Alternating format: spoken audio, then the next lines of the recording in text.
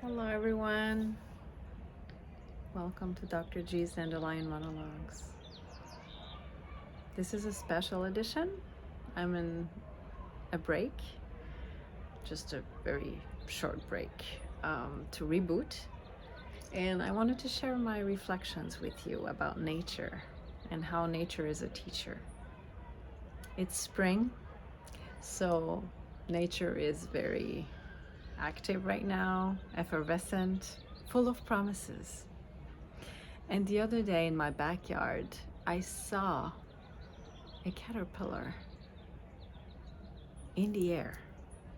It was twirling. It looked like it was flying, right? It looked like it was just in the air, suspended. But of course, it was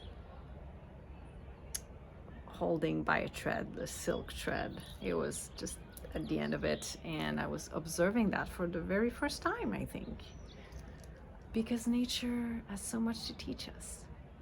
So I've observed that caterpillar with great fascination, and what I saw was that this little creature, very gooey or slimy, threw itself in the air, just like we do sometimes when you take risks. And it got me thinking, what is the thread? What is the silk for us when we take risks? What does that mean? I thought it was a great metaphor for transformation. When we take a leap of faith, when we take risks. This is what the caterpillar did, not knowing whether the thread would be cut off by some neglectful creature. It just threw itself in the air, and through that process started twirling so that the silk would build itself around them and create a chrysalis, the stage before the transformation, or the butterfly stage.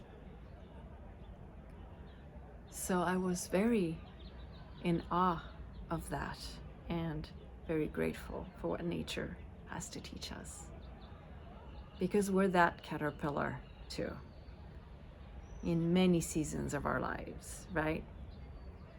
So think about that. What are the times when you just threw yourself in the air, so to speak, or in the void, or in the unknown? And what was that silk thread made of? What kept you going? What kept you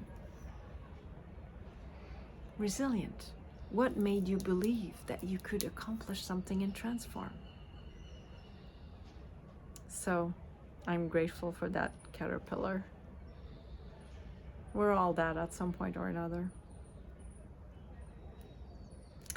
And I think this time of year, I am that. I plant seeds, intentions, not knowing what's gonna come out of that, not controlling the outcome. But that's okay. We keep going. We keep leaping, because we're always transforming. Thank you for joining me today. Namaste.